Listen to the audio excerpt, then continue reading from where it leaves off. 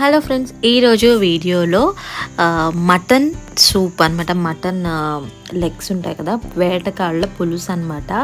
అత్తమ్మ చేస్తున్నారు. అత్తమ్మ ఎట్లా చేస్తారు, అత్తమ్మ స్టైల్ అనేది మీకు ఈ వీడియోలో చూసేయండి. ఇక్కడ చూసారా ఎంత అసలు బాయిల్ అవుతుంటేనే టెంప్ట్ అవుతున్నాము. ఇదిగోండి, ఇవి వచ్చేసి హైదరాబాద్ నుంచి వచ్చేటప్పుడు అత్తమ్మ వాళ్ళు తీసుకొచ్చారు. ఇవైతే చక్కగా నీట్గా క్లీన్ చేసేసి అత్తమ్మ రెడీగా పెట్టేశారు. ఈ బోన్ సూప్ తాగడం వల్ల మనకి చాలా హెల్త్ బెనిఫిట్స్ ఉన్నాయి. యాక్చువల్గా అయితే అసలు నేను ఎప్పుడూ తినలేదు ఈ సూప్, ఈ పులుసు. కానీ హెల్త్కి మంచిదని ఫస్ట్ టైం ట్రై చేసా. ముందుగా ఆయిల్ వేసుకొని దానిలోకి ఆనియన్స్ అట్లానే పచ్చిమిర్చి వేసుకోవాలి. ఇక్కడ కొన్ని పచ్చిమిర్చి ఎక్కువగానే వేసుకున్నాము. ఇలా మనం నాన్ వెజ్ కర్రీస్లోకి ఎక్కువగానే వేసుకుంటే మంచిది. టేస్ట్ కారం కంటే పచ్చిమిర్చి ఎక్కువ ఉంటే టేస్ట్ బాగుంటుంది. తర్వాత ఆనియన్స్ కొంచెం వేగిన తర్వాత అల్లం వెల్లుల్లి పేస్ట్ని వేసుకోవాలి. ఇది మనము చక్కగా ఇంట్లో ప్రిపేర్ చేసుకున్న అల్లం వెల్లుల్లి పేస్ట్ అయితే టేస్ట్ ఇంకా ఎక్కువ అవుతుందన్నమాట. తర్వాత పచ్చివాసన పోయిన తర్వాత మనం క్లీన్ చేసి పెట్టుకున్న ఈ మటన్ లెగ్స్ అయితే వేసేసుకుందాము. ఇవి చక్కగా లేతగా ఉన్నాయి కాబట్టి కుక్కర్లో వేయట్లేదు, మామూలుగా కడాయిలోనే చేసేసుకుంటున్నాము. ఇదిగోండి, ఇప్పుడు బాగా అల్లం వెల్లుల్లి పేస్ట్ కలిసేలాగా ఈ ముక్కలకి పట్టేలాగా మిక్స్ చేసేసుకొని మనము బాగా మూత పెట్టేసుకొని కొంచెంసేపు కుక్ అవ్వనివ్వాలి. ఇంకా 5 minutes కుక్ అయిన తర్వాత దాన్ని ఒకసారి మళ్ళీ మిక్స్ చేసుకొని ఇప్పుడు మనము ఈ ముక్కల్లోకి మనం పసుపు యాడ్ చేసుకున్నాము. తర్వాత రుచికి సరిపడా సాల్ట్ వేసుకోవాలి. కొంచెము ఉప్పు అనేది అడ్జస్ట్ చేసుకుంటూ వేసుకోండి, ఎందుకంటే పులుసులోకి మనం ఉప్పు సరిపడా వేసుకుంటేనే బాగుంటుంది.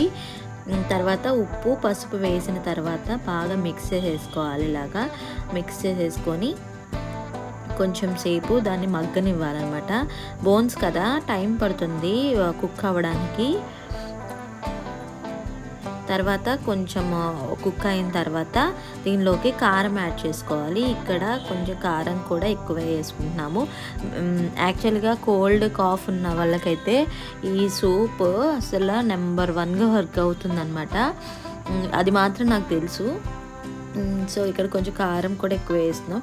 మా కారము కరెక్ట్గా ఉంటుంది అన్నమాట, ఎక్కువ మంట అట్లా ఏమి ఉండదు, చాలా బాగుంటుంది.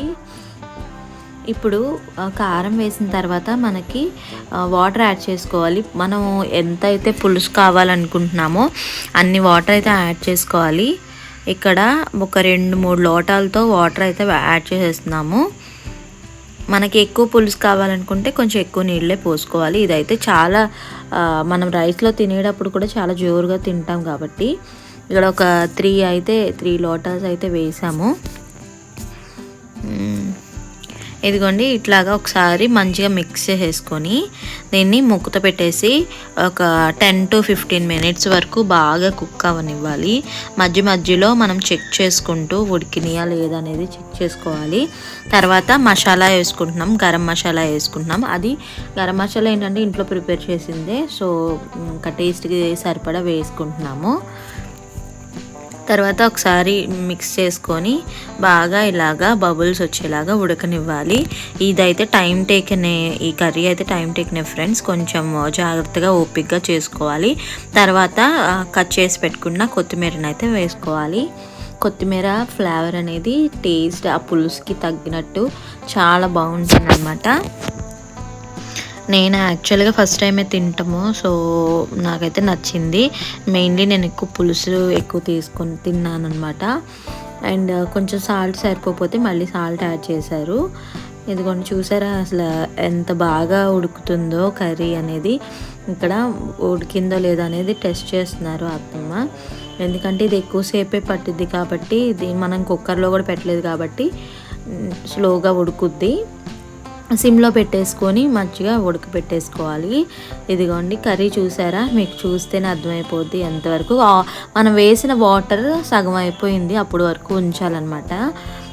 ఇప్పుడు దీన్ని మనము సర్వింగ్ బౌల్లోకి సర్వ్ చేసుకోవటమే. అసలు టేస్ట్ అయితే చాలా బాగుందన్నమాట. మా స్టైల్లో ఈ పులుసు, మేక కాళ్ళ పులుసు నచ్చితే కనుక ట్రై చేసి చూడండి. టేస్ట్ ఎలా ఉందనేది కామెంట్ చేయండి. అండ్ వీడియోస్ ఈ మధ్య పెట్టట్లేదు కదా, అందరు అడుగుతున్నారు. కొంచెం హెల్త్ బాగోక పెట్టట్లేదు.